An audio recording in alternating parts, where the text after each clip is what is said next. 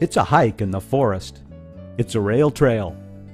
Sometimes it's a highway or a ferry. It's a water park in the city. It's a family outing or a solo journey in the outback. Always the Trans-Canada Trail is an adventure. Launched in 1992, the Trans-Canada Trail is the world's longest multi-use recreational route, more than 22,000 kilometers. It spans every province and territory, reaching the Arctic, Pacific, and Atlantic coasts. When the nation celebrates 150 years of Canadian Confederation in 2017, the Trans-Canada Trail will be connected. But connected is by no means completed. The trail will always be a work in progress as volunteer trail builders across the country continue to improve it. In British Columbia, those volunteers are mainly members of Trails BC. They have created 2 routes totaling 2,900 kilometers. In the north, the Trans-Canada Trail begins just outside of BC in Watson Lake, Yukon. For nearly 1,000 kilometers, it follows the Alaska Highway over the northern Rockies and down into Dawson Creek. It continues on back roads, crossing onto the Alberta Prairie.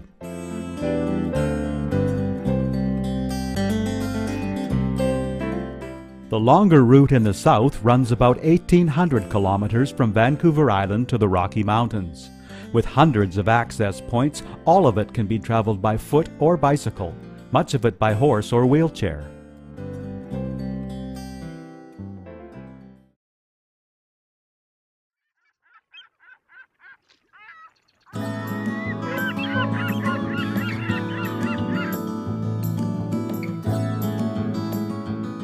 On Vancouver Island, the Trans-Canada Trail reaches its westernmost point as it travels more than 200 kilometers from Victoria to Nanaimo. It starts at the same place as the Trans-Canada Highway, then follows the seashore through British Columbia's capital city. This is North America's largest Pacific island, 3 times the size of Cape Breton Island off Canada's Atlantic coast. With a population approaching 800,000, cities and wilderness live side by side on Vancouver Island.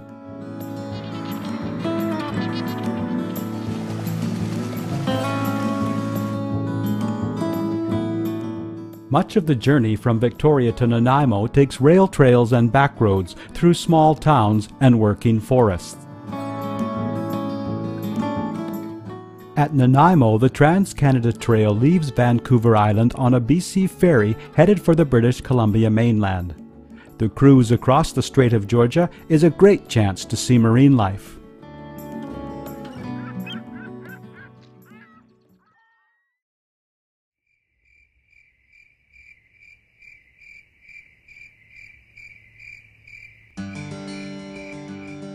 The 370-kilometer route through the Lower Mainland from Horseshoe Bay to Brookmere took some creative thinking by Trails BC, the organization responsible for the Trans-Canada Trail in British Columbia. From Lonsdale Quay in North Vancouver, it takes the sea bus across Burrard Inlet into the heart of a city that's home to half of all British Columbians.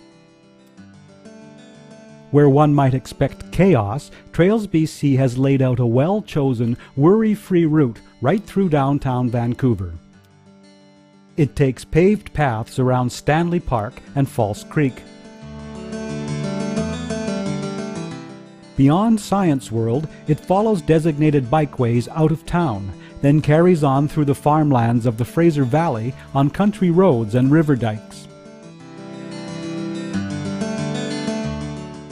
It hugs the Fraser River, then veers inland through the historic village of Clayburn. Farther along, great blue herons nest near the trail by the Vedder River. The journey through the Chilliwack Valley and over the Cascade Mountains is one of the most challenging on the Trans-Canada Trail in BC.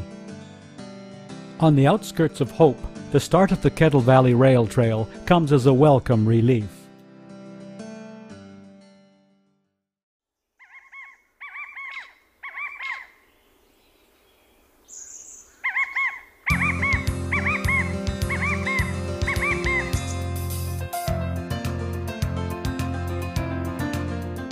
On the eastern side of Hope, the Trans-Canada Trail is a near-continuous railway corridor for more than 600 kilometers to Castlegar.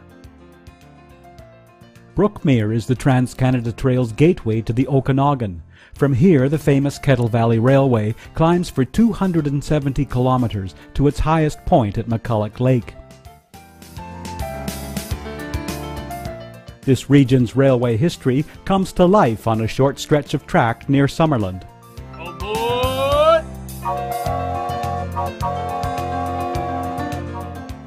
Some of the railway heritage is protected in Myra Canyon, a National Historic Site that could well be the Canadian highlight of the Trans-Canada Trail.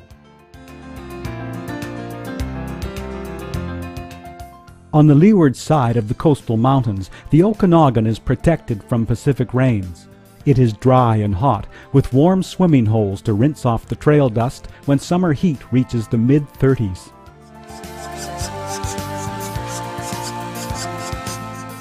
Growing fruit is a major industry in this region. The Okanagan is also one of British Columbia's busiest vacation spots, and the Trans-Canada Trail is one of the biggest attractions.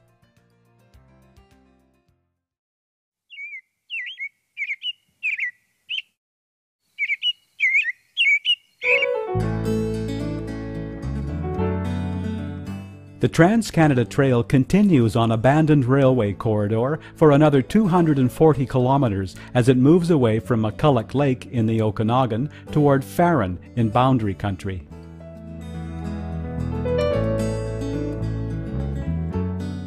Midway is officially mile zero for the Kettle Valley Rail Trail to the west. It is also the start of the Columbia and Western Rail Trail heading east. Near the trail at Greenwood is an odd reminder of Boundary Country's mining history. A local park has a collection of Hell's Bells, a huge mound of slag dumped by 25-ton bell-shaped rail cars. Grand Forks is the heart of British Columbia's Doukhobor country.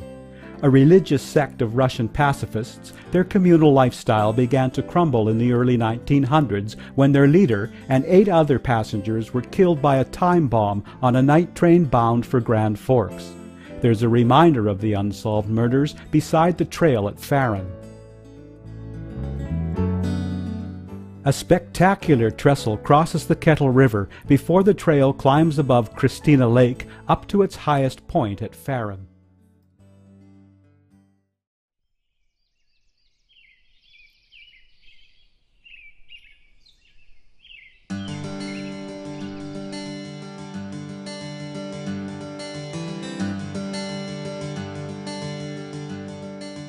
From Farron in the Monashee Mountains to Elk Pass on the Great Divide, the Trans-Canada Trail runs through the Kootenay Rockies region for 630 kilometers.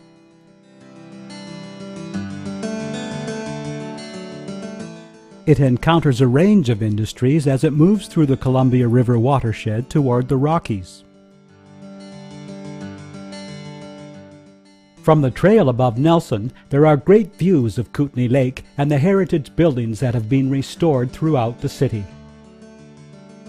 The trail takes a ferry across Kootenay Lake, then runs through Kimberley and Cranbrook as it approaches North America's most famous mountain range.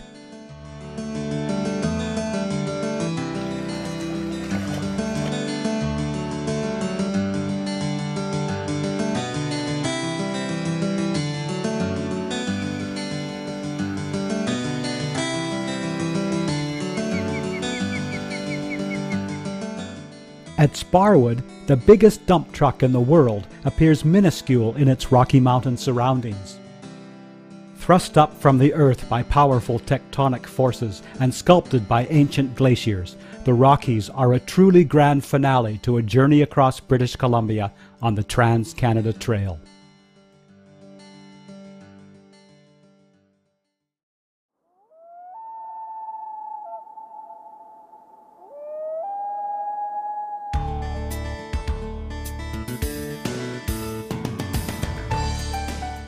In northern British Columbia, the Trans-Canada Trail begins just outside of BC in Watson Lake, Yukon.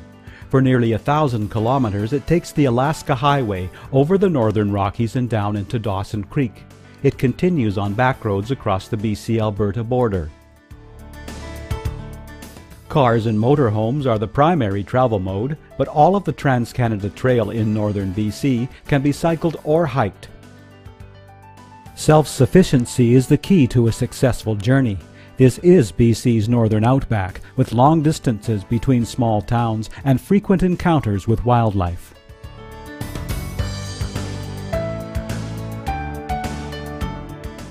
The trail moves through Canada's boreal forest into the northern Rocky Mountains, which are every bit as captivating as the southern Rockies, but with far fewer tourists. Trail travelers warm up in Liard River Hot Springs Park, which has its own microclimate and unique plants and animals. From Summit Lake, the Trans-Canada Trail comes down the eastern slopes of the Rockies into the only region of BC that is part of the Canadian prairies.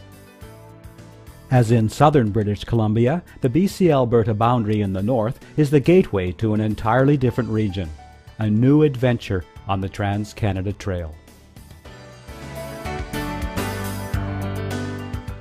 For guidebooks, maps, trail information, and updates, contact the Trans-Canada Trail or Trails BC.